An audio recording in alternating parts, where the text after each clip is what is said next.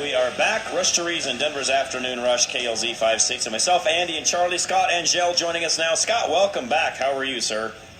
I'm great, John. How about those Denver Nuggets, baby? Hey, yeah, Andy's prediction is they're going all the way. We'll see if Andy's right. Well, as long as I'm talking to Denver radio station, I'm with Andy. Well, that's not Andy's team, but that's Andy's prediction. There you go. There you go. Well, it's great to be talking to the folks in the Mile High City, in the fabulous 38th state of our union.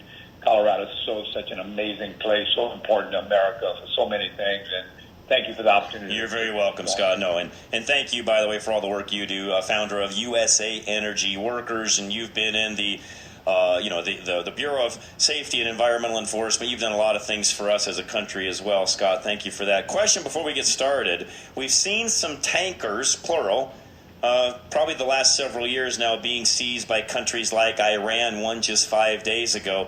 How or is that affecting anything in the oil markets?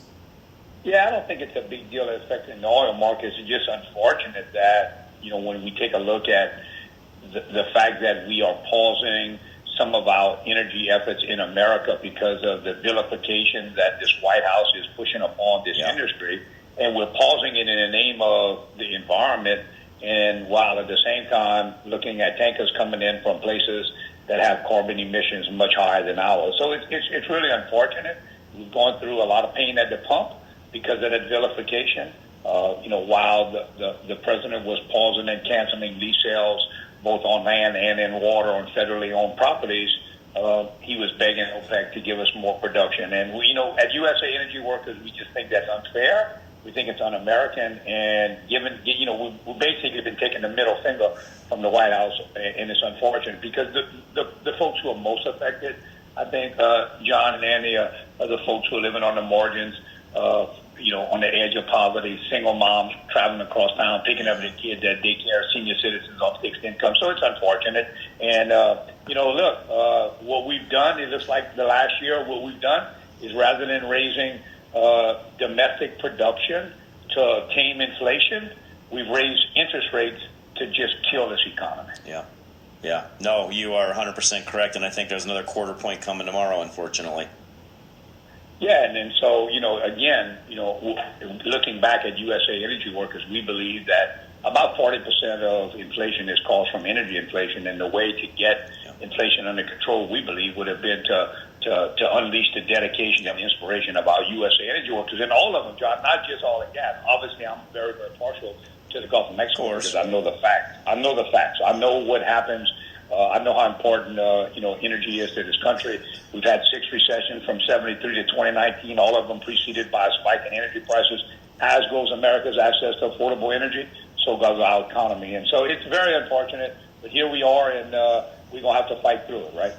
Scott, what's it like for you seeing OPEC feel the power again? And what I mean is this, they can simply constrict the supply, drive up prices, and when Trump had the oil starting to really roll and we had become a net exporter, they didn't have that level of power.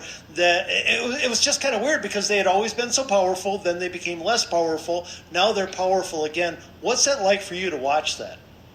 Well, look, it's terrible for our country because at the end of the day, you're absolutely right. They were the swing producer. And then more recently, we became the swing producer because we got very serious about using domestic resources and unleashing American workers to provide the energy to fuel our great country. And then over the last several years, we've kind of gone back and backed away from our leadership role. And sure enough, we have ceded that swing position, that swing producer position to OPEC.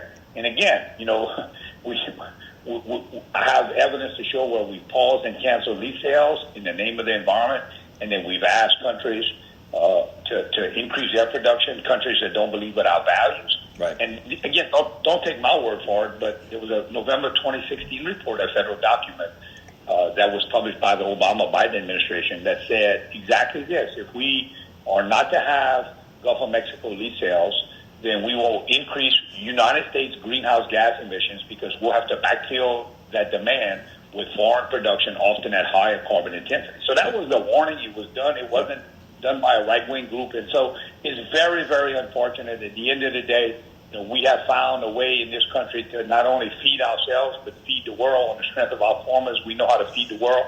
We have an opportunity to fuel the world on the strength of our USA Energy workers. We just need some common sense. Scott, how do folks find you and learn more about USA Energy Workers? Well, find us at usaenergyworkers.com. It's non-political, simply designed to elevate and celebrate the contributions of our USA Energy workers from all sorts: solar, wind, nuclear, oil and gas, wave energy, whatever it is. We believe at USA Energy Workers in the old cliche that if you can read, thank a teacher. We'd like to add today, if you can read at night, thank a teacher and a USA Energy worker. That's how important you are. Good stuff. Scott, as always, appreciate you, man, very much. Thank you. You bet. Have a great night. Thank you, Scott Angelle, and we appreciate him joining us.